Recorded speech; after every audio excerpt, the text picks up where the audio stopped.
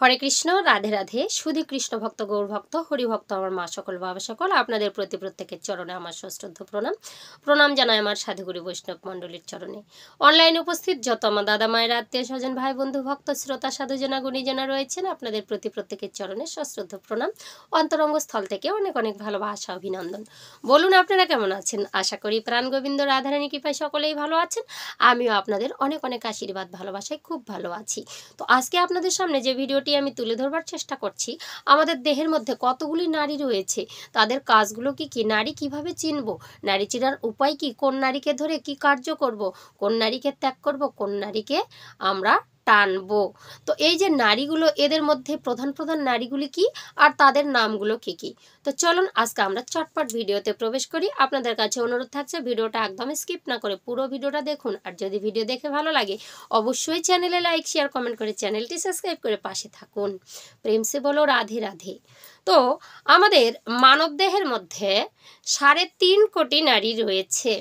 তো এই 3.5 কোটি নারীর মধ্যে 72,000 নারী আছে, এগুলো হচ্ছে কার্যকারী। তার মধ্যে প্রধান আরও নারী রয়েছে 24,000।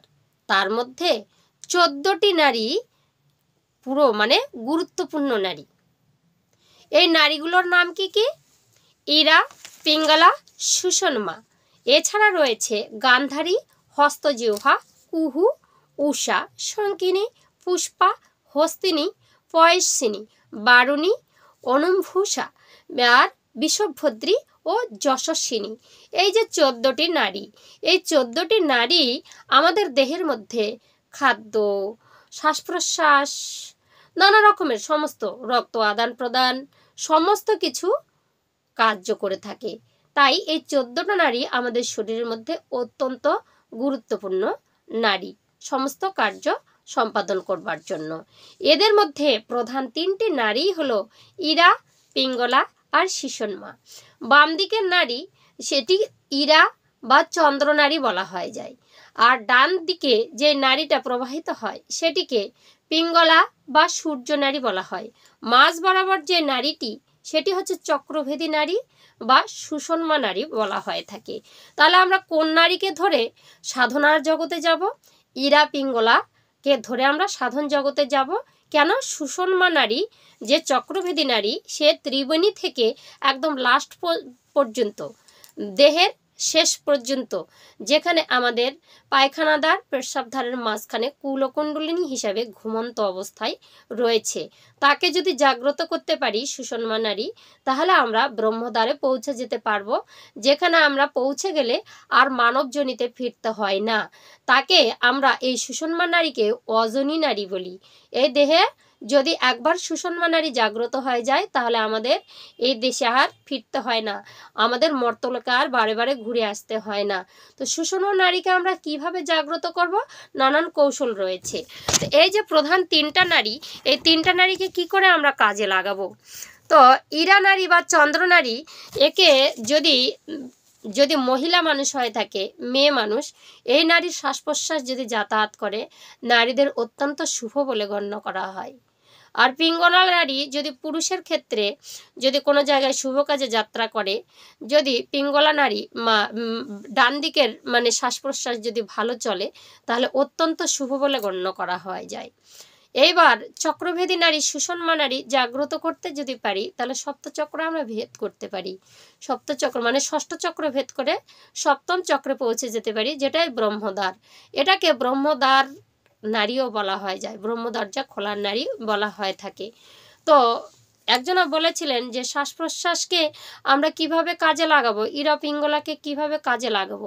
আপনারা ঘুম থেকে উঠেই বাম নাসিকায় নাক চললে, সেটা হচ্ছে শ্বাস প্রশ্বাস চললে, সেটা মহিলারা নেমে যাবে বিছানা থেকে, তাহলে সারা দিন শুভ হবে। যে কোনো কাজে যাবেন, যে কোনো কাজ, চাকরি, কাজকর্ম যেটাতেই যান না কেন, সার্থকতা পাবেন।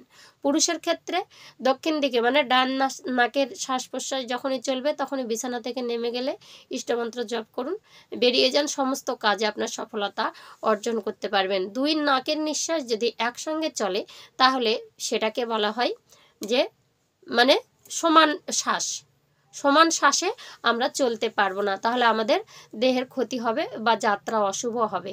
দুই নাকে একসাথে শ্বাস চললে আমাদের কিছুক্ষণ বিরাম নিতে হবে, তারপরে সেই সময় ফাড়াটা কেটে গেলে আমরা বাড়ি থেকে বেরোতে পারবো, তাহলে কার্য সফলতা আসতে পারে।